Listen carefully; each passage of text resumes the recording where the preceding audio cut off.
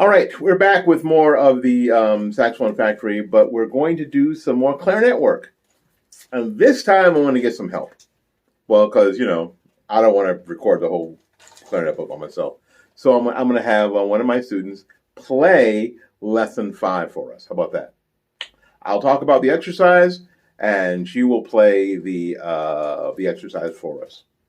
We good with that? You got to be good with that, because that's how we're doing it. All right, now this series of exercises in lesson 5 are the tie, and dotted half notes. Now, in the description box is a video from the Saxophone Factory about what a dot does to a note. We'll talk a little bit about that once we get down there. But right now, we're going to do a review on the notes we've already learned in lessons 1 through 4.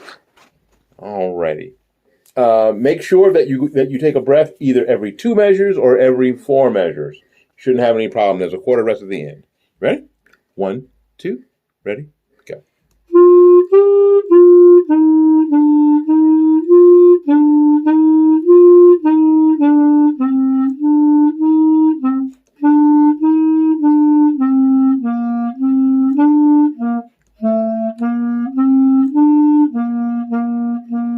Very nice.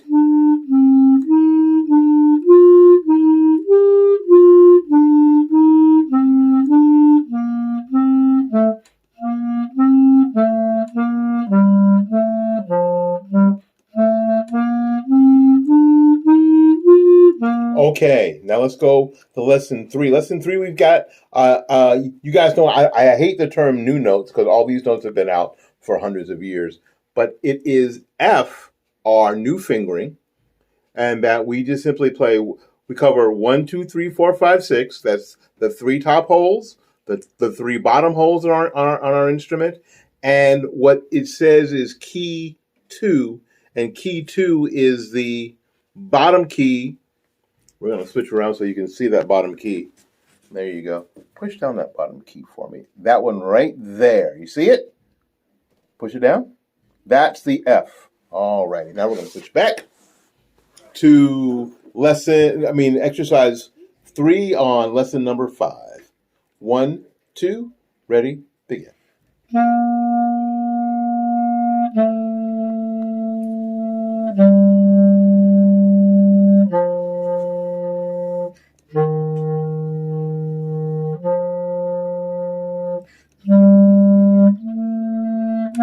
Alrighty, very, very nice. Thank you.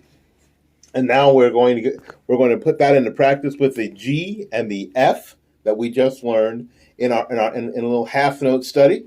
And that's in exercise number 4. Again, see if you can breathe every 2 measures or every 4 measures. Make sure that you make a plan and that you're able to execute that plan. That'll make playing longer passages later a lot easier. Here we go, one more time. Number 4. 1, 2, ready, go.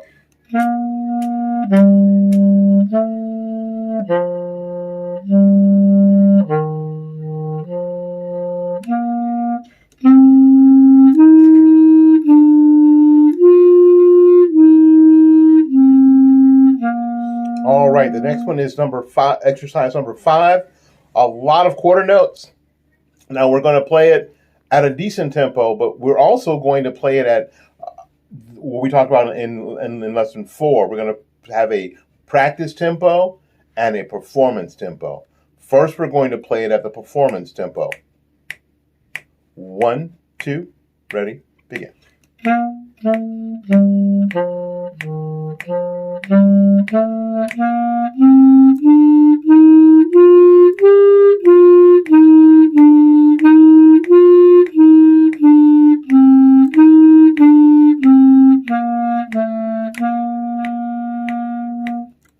There you go. And now we're going to play it at the practice tempo. When we're learning something that goes a little bit quicker or more technical, we're always going to use a practice tempo.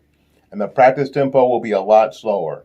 1, 2, ready, begin.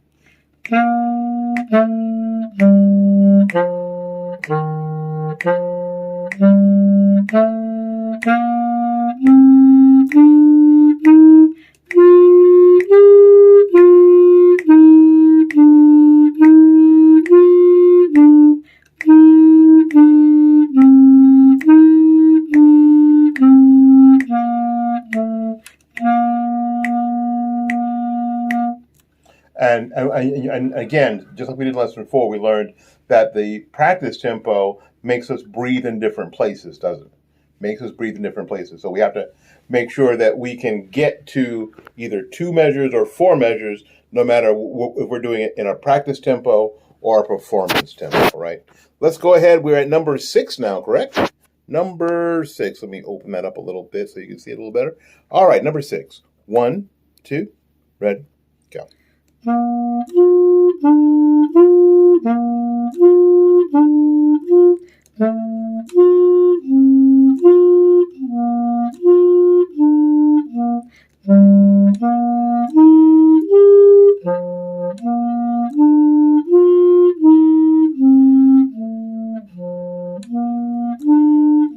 Very nice. Now we're going to see our first tie.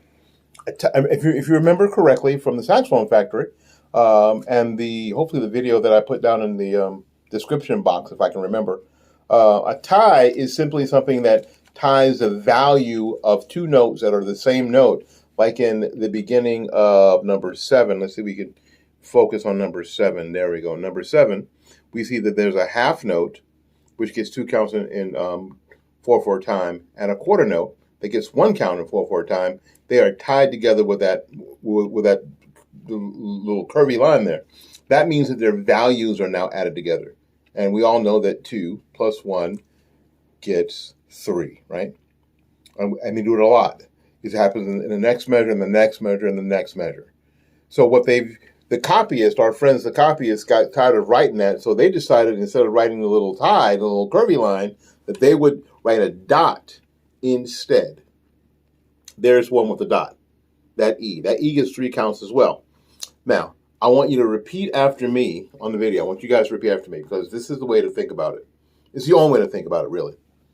The dot adds, very good, half of the note's normal value. So if the note normally gets 2, it adds half of 2 is what? 1, very good, for a total of 3. If a note normally gets 4 and you add a dot to it, now it gets 6. Half of why? Because half of 4 is 2 and 4 plus 2 is 6. Now, hopefully in the description box, there's the video where I talk about that and take you to the chalkboard with it, if I can remember to do that. But you'll see that the half note tied to the quarter note and the dotted half note are the same value. Ready? Number 7. 1, 2, ready, and.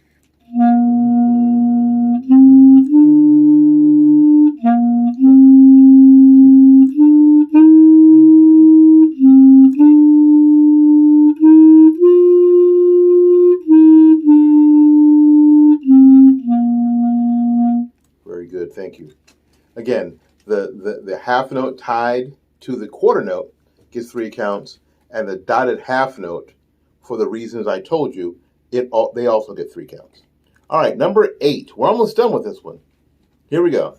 All the notes that we've learned so far, plus our dotted note.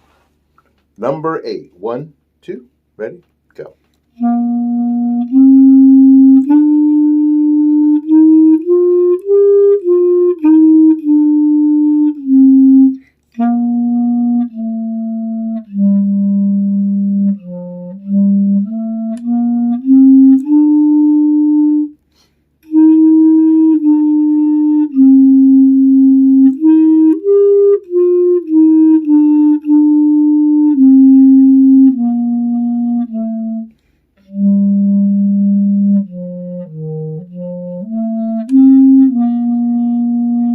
Very good.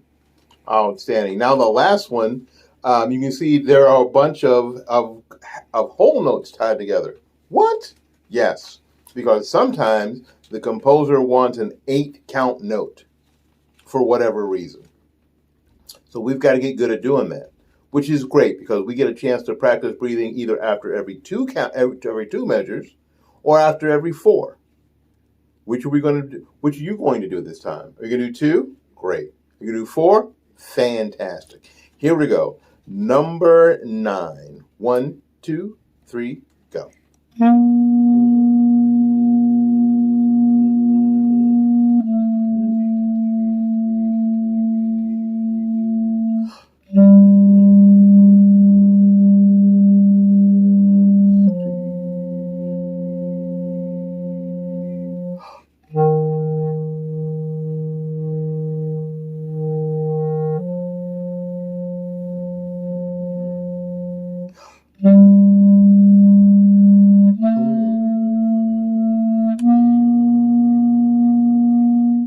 Outstanding. Good. Remember, this kind of stuff, it says in the bottom of the bottom part of the page, it says practice daily on sustained tones for tone, quality, intonation, lip development, and breath control. It's very, very, very important. And hang on just a second. There you go. And when we do those kind of long tones, you should probably do them in front of a tuner. So can you play those notes for an extended amount of times in tune? That way you double and triple the importance and the effectiveness of your practice. Thank you ever so much. Thank you. One of my students were playing that. I didn't play that. It was great. I'm so glad I didn't have to do it, because I'm going to have to do all the rest of them. So I might as well get them to do one of them. Worked out great. So again, if for some reason they were too fast, what do? You go back and practice them and then restart the video. Thanks again. And I'll see you again on the next lesson. Until then, keep playing.